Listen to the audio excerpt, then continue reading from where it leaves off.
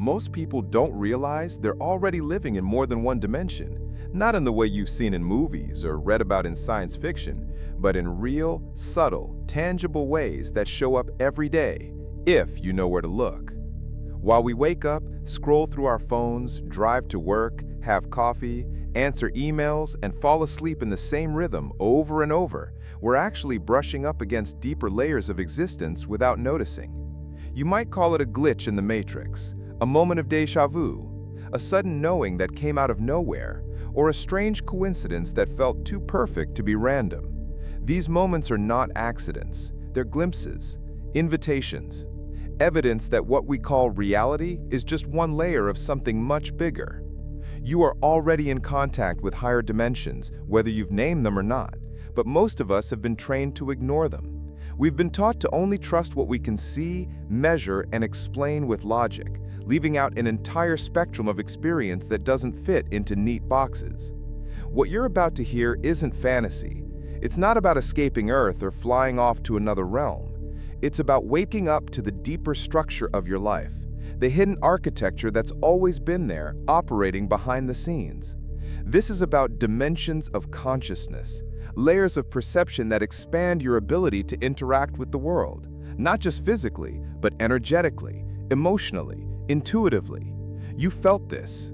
When you think about someone and they call you, when you walk into a room and feel the mood without anyone saying a word, when you know something is about to happen and then it does. These aren't random quirks of the brain, they're signals, indicators that your consciousness is already operating across multiple layers of reality.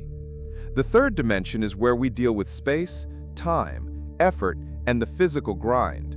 But the higher dimensions, the fourth, the fifth, and beyond, operate on frequency, intention, and resonance. And right now, humanity is going through a silent shift, a transition from one mode of existence into another. And it's happening whether people are aware of it or not. You see, the third dimension isn't bad, it's just limited. It's a world built on polarity, competition, and survival. A world where success is measured by how hard you hustle, how much you accumulate, how well you fit into a system that was never designed with your full potential in mind. In this space, we're conditioned to believe that life is linear, that you're born, you struggle, you maybe succeed a little, and then you die. But what if that's just a sliver of the whole truth? What if life wasn't meant to be a straight line, but a multi-dimensional field of possibilities, all existing simultaneously, waiting for your awareness to catch up? That's the premise of higher dimensional living. It's not about going somewhere else, it's about seeing more of what's already here. Imagine reality as a radio. Most people are stuck on one station, hearing the same old tune of lack, fear, struggle, and separation. But just because they're on that station doesn't mean the others don't exist. The fifth dimension is like tuning into a new frequency, one where things don't manifest through brute force, but through alignment, where relationships, opportunities, and outcomes arise not because you chase them, but because you match them. In this state, energy becomes the currency, not effort, not sacrifice, not waiting, just energy. Your thoughts, your feelings, your vibration, these are the tools.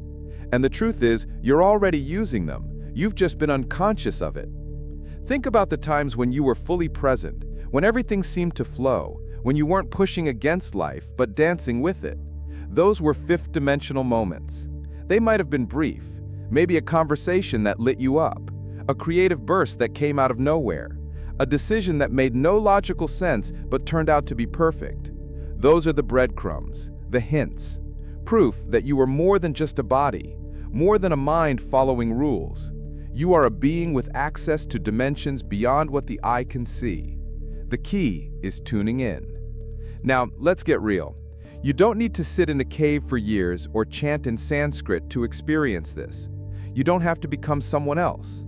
In fact, this shift is about becoming more of who you really are, beneath the conditioning, beneath the programming, beneath the roles you've been playing to survive. Most people are exhausted because they're living a version of themselves that was built to please others, to perform, to avoid judgment.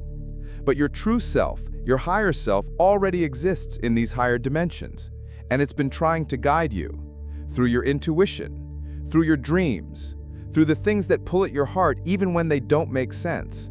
The problem is, the third-dimensional mindset has a loud voice. It tells you to be practical, to play it safe, to stay small. That voice isn't evil, it's just outdated. It was designed for survival, not expansion.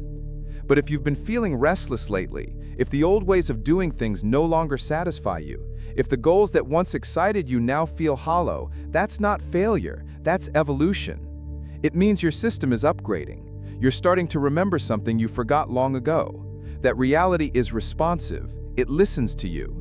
And the more you operate from a state of inner clarity and coherence, the more the outer world begins to mirror that state back to you. This is not law of attraction fluff. This is energetic architecture. It's the science of resonance. Just like sound waves or light frequencies, your thoughts and emotions carry a charge. That charge interacts with the field around you, drawing in people, situations, and outcomes that match it. In the fifth dimension, this becomes obvious. You stop asking, "How can I make this happen?" and start asking, "What am I embodying right now that's attracting this?" Because that's the real question. Not how to chase, but how to align. Not how to force, but how to allow. This shift requires a new kind of discipline. Not the grinded-out discipline of 3D, but the gentle, moment-to-moment commitment to staying in your center, to noticing when you've dropped into fear or resistance, and choosing again. Noticing when you've forgotten who you are, and remembering again. This is the work, and it's available now. What if I told you that the world you're perceiving is just the surface, and beneath it there's a vast, interactive field of energy that's constantly being shaped by your thoughts, your emotions, and your awareness? That what you think of as solid, as fixed, as unchangeable, is actually just a snapshot of a moving field, constantly shifting in response to your internal state. You've probably felt this without knowing how to explain it. The days something just clicks. A person shows up exactly when you need them. An answer comes before you even ask. Or the opposite, when everything feels off, when nothing works, when every step is resistance. That's not coincidence. That's coherence, or the lack of it. That's dimensional interaction. In the third dimension, life appears slow, cause and effect driven, and grounded in action. But in higher dimensions, time is not linear, it's layered. Events don't unfold, they collapse into reality based on alignment. This means that the future isn't waiting somewhere far off, it's hovering around you in a cloud of probabilities, waiting for your energy to lock into place. You've already felt the edges of this. When something you visualized becomes real. When you say, "I just knew that would happen," and it did. These moments are not fantasy. They are glimpses of how reality truly works in higher dimensional terms. And the more you pay attention, the more control you regain. Not control in the rigid sense, but energetic influence. The ability to tune into the version of reality that reflects the internal state you choose to embody. Because here's the truth. There isn't just one reality. There are infinite timelines, infinite versions of you, each one shaped by the energy you hold now, not later. And the fifth dimension is where you start realizing you don't need to wait for something to happen in the physical world to feel the way you want to feel. You begin to reverse the model. You start feeling it now. You begin to understand that emotion is not a reaction, it's a creation. That feeling is a tool, that your imagination is a portal, and that your focus is the doorway between dimensions. Let's break this down. In 3D, you are taught to observe and react. Something happens, you respond. That's the model, that's the loop. But what happens when you begin to create the experience before it arrives? What happens when you align your thoughts, your breath, your presence to the version of you that already exists in the state you desire? That's when the shift begins. That's when the timeline bends. This isn't mysticism. This is mechanics. Subtle, energetic mechanics. Your heart emits an electromagnetic field far more powerful than the brain. When you feel something deeply, that field expands. And when that field is coherent, When your thoughts, emotions, and nervous system are synchronized, it becomes a magnet, not metaphorically, literally. That field interacts with the environment around you, attracting what matches your state. This is why in 5D, it's not about hustle, it's not about trying harder. It's about sustaining a signal, not just thinking, but feeling, not just imagining, but embodying. In this space, the work is internal. It's vibrational. You clean up your energy not because it's a nice idea, but because it's the signal you're broadcasting. If you're angry, bitter, doubtful, that's not bad, but it's magnetic. It draws more experiences that confirm that state. So you begin to notice, you begin to regulate, you breathe, you shift. You don't force change, you become it. And the outside world adjusts, because it always does. It always mirrors. It always reflects. This is the law, whether we believe in it or not. And when you operate in this understanding, life becomes responsive in a whole new way. Synchronicities become normal. Flow becomes familiar. And things that once felt impossible start arriving with ease. Not because you pushed harder, but because you finally tuned in. And here's the beautiful and uncomfortable part. Most of the resistance in your life doesn't come from outside circumstances. It comes from misalignment, from holding on to outdated stories about who you are, what's possible, and what you deserve. The third dimension trains us to focus outward, to blame, to wait. But in the higher dimensions, that logic collapses. You stop saying, "Why is this happening to me?" and start asking, "What frequency am I holding that's creating this?" And that question changes everything. Because suddenly, you're not a victim of your life. You're a participant, a co-creator. You realize that what you once thought of as fate is actually feedback. Life isn't punishing you. It's responding to you. It's showing you where you're aligned and where you're not. And this awareness doesn't make you immune to challenges, but it does make you sovereign. You move through life with a kind of stillness, a confidence, not because everything is perfect, but because you understand the mechanism behind the scenes. And in that understanding, fear begins to dissolve. Control begins to loosen. You don't chase, you attract.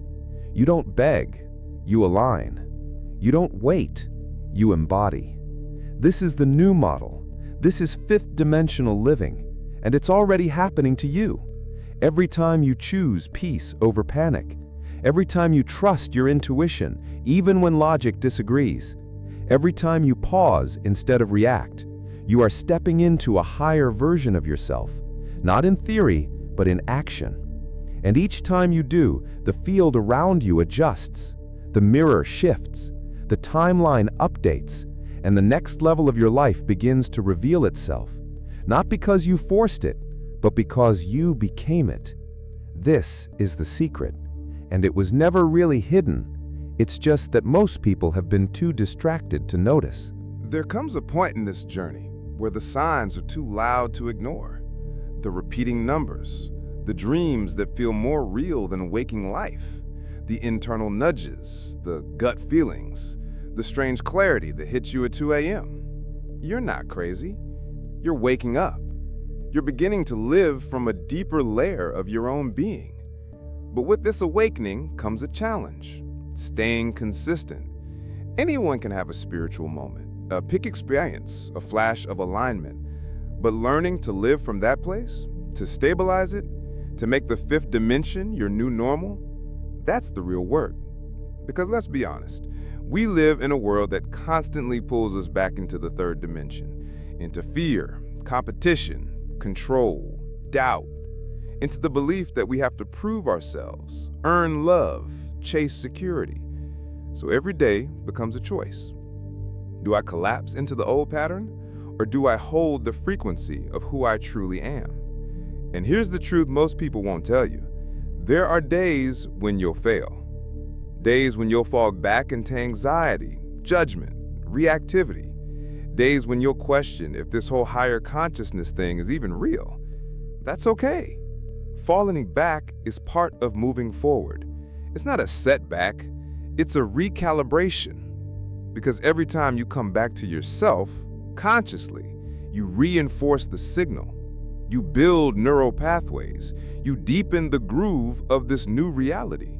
And slowly, the fifth dimensional frequency becomes easier to hold, more natural, less forced, until one day you realize that what used to feel like a peak state has become your baseline.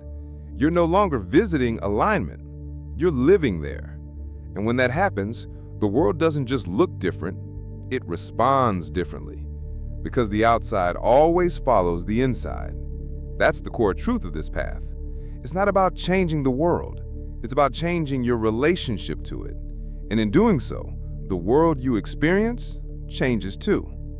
Now, let's talk about integration, because a lot of people chase the high of spiritual awakening, but forget the importance of grounding it.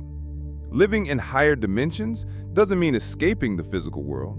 It means bringing more consciousness into it, more presence into your relationships, more clarity into your decisions, more compassion into your interactions.